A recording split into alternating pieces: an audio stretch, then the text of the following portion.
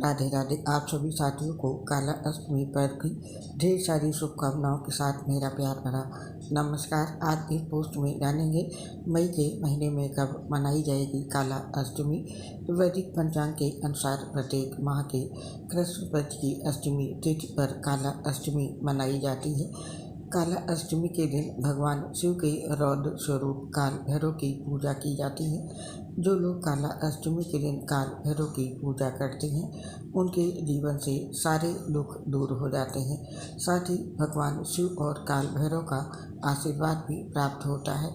आइए जानते हैं कि वैशाख माह में किस दिन काला अष्टमी का व्रत रखा जाएगा। साथ ही जानेंगे पूजा विधि मंत्र के साथ इस पर्व का महत्व। सबसे पहले जानते हैं काला अष्टमी पर्व के महत्व के बारे में। धर्म ग्रंथों में भगवान काल भैरव को शिव जी का उग्र स्वरूप माना गया है। इनकी उपासना से व्यक्ति को जीवन के सभी दुखों से छुटकारा मिलता है और घर में खुशियों का आगमन होता है।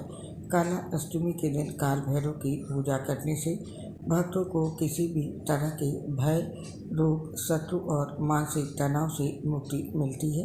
साथ ही किसी भी तरह का वाद विवाद, कोर्ट कचहरी के मामलों से छुटकारा पाने में भी भगवान काल भैरव मदद करते हैं।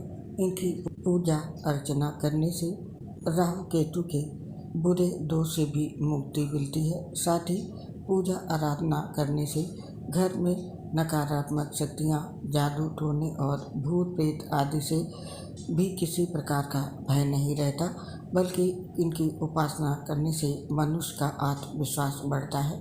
ज्योतिष शास्त्र के अनुसार जो लोग काला अष्टमी का व्रत रखते हैं उन पर भैरव बाबा प्रसन्न होते हैं। साथ ही जीवन में खुशियाँ बनी रहती हैं, घर में सुख शांति का माहौल बना रहता है। धार्मिक मान्यताओं के अनुसार इस दिन सच्चे मन से जो काल भैरव की पूजा करते हैं उनके मन से नकारात्मक ऊर्जा दूर रहती है। साथ ही बाबा भैरव और भगवान शिव हमेशा उनसे प्रसन्न रहते हैं, अपना आशीर्वाद बनाए रखते हैं। तो ये था काल भैरव बाबा की पूजा का महत्व। और अब जानते हैं इसकी तिथि और डेट। वैदिक ज्योतिष शास्त्र के अनुसार हर माह की कृष्ण पक्ष की अष्टमी तिथि पर काला अष्टमी का व्रत रखा जाता है। वैशाख माह में कृष्ण पक्ष की अष्टमी तिथि की शुरुआत 1 मई 2024 को सुबह 5:45 पर हो रही है। साथ ही काला अष्टमी व्रत की समाप्ति अगले दिन यानी कि 2 मई को सुबह 4:01 पर होगी।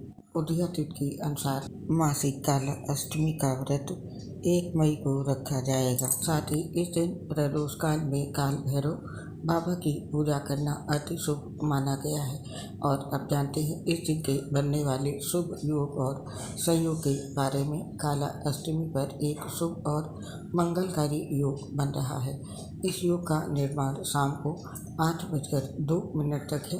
इसके बाद शुक्ल योग बन रहा है। ज्योतिष इसे शुभ और सर्वोत्तम मानते हैं। इन योगों में भगवान शिव की पूजा करने से साधकों को शुभ फलों की प्राप्ति होती है। काला अष्टमी व्रत के दिन शिवदास का समय जान लें। ज्योतिष गणना के अनुसार 1 मई यानी कि काला अष्टमी की तिथि पर शिववत का योग बन रहा है।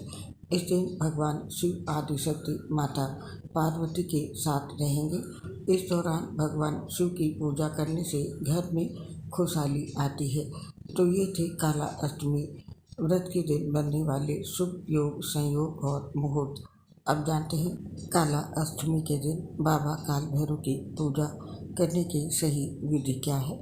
बाबा काल भैरव की पूजा करने के लिए इस दिन सुबह ब्रह्म मुहूर्त में उठकर नित्य क्रिया आदि करके स्वच्छ हो जाएं।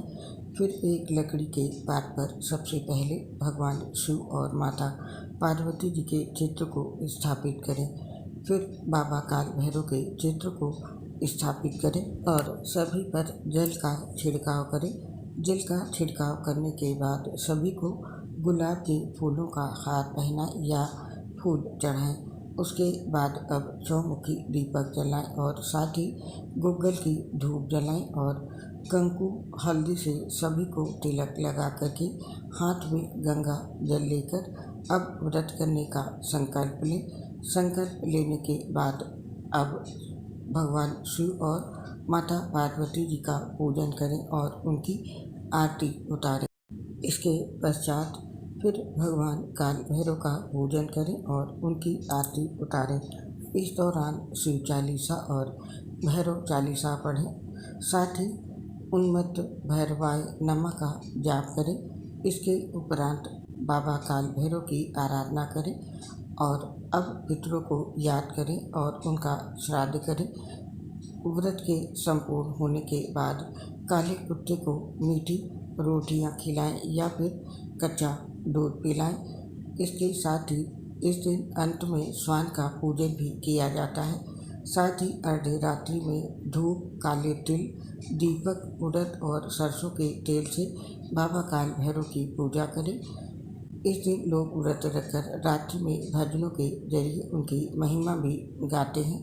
पूजा करने के अंत में भगवान से भूल चूक के लिए क्षमा याचना जरूर करें। तो इस विधि विधान के साथ बाबा काल भैरव की पूजा करें। और अब जानते हैं बाबा काल भैरव की पूजा करते समय बाबा काल भैरव के किन मंत्रों का जाप करें।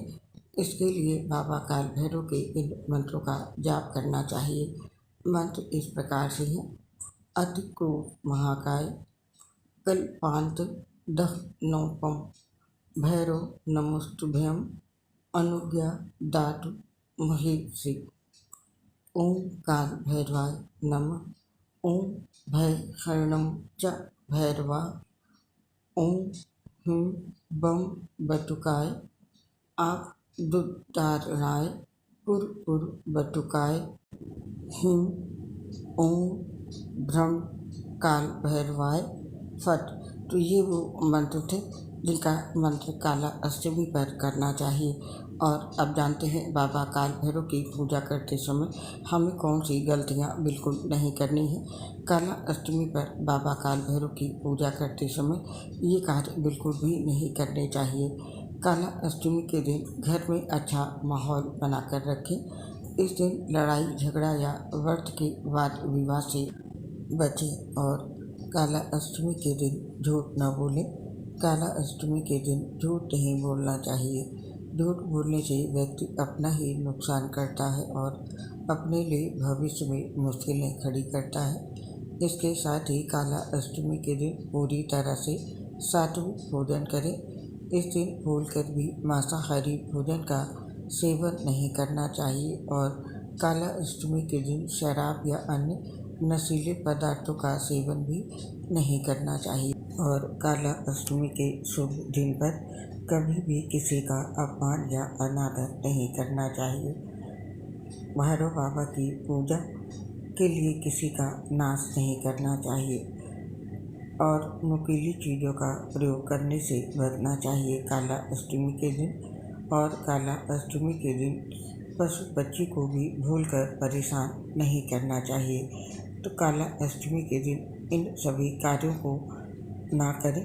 और अब जानते हैं काला अष्टमी के दिन कौन से शुभ कार्य करने चाहिए। काल भैरव को काला अष्टमी के दिन नींबू की माला अर्पित करें। फिर आप इस दिन श्रद्धा अनुसार गरीबों और ज़रूरतमंदों को दान करें। इसके साथ ही काला अष्टमी के दिन बाबा काल भैरव का विधिपूर्वक पूजन और गुणगान करें।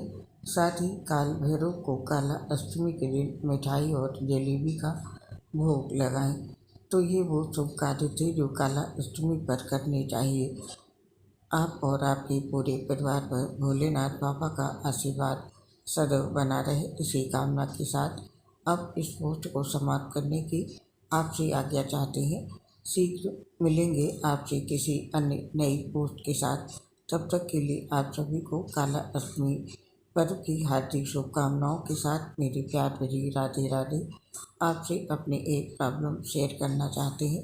दोस्तों, हम लीवर सोसिस सहित गंभीर बीमारियों से ग्रसित हैं, जिसकी वजह से पोस्ट बनाते समय काफ़ी दिक्कतें आती हैं।